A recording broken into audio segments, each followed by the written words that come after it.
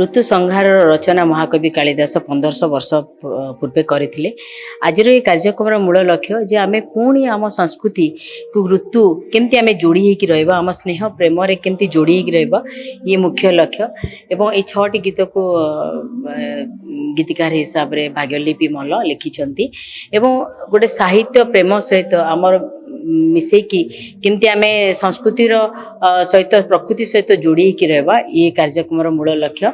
आज परिवेश रे आमे केवल 3टी ऋतु को ही देखि पारू, ग्रीष्म वर्षा शीत, किंतु 6 ऋतु रे कौन कौन हुए, आम परिवेश को केमती आमे पुणी फेरई पाइबा, ये कार्यक्रम मूल लक्ष्य।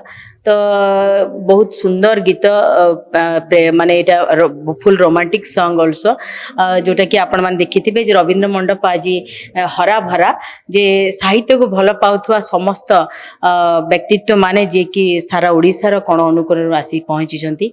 एटा बहुत खुशी र कथा। आपण मानकर उपस्थिति मध्य निहाती भाव रे हमको बहुत खुशी लागुची। मु धन्यवाद देबी ए कार्यक्रम को आमे आगु को रखिया पई दर्शक मानकर सपोर्ट अछि आ समस्त एकाठी हेतिबार बहुत खुशी लागुची।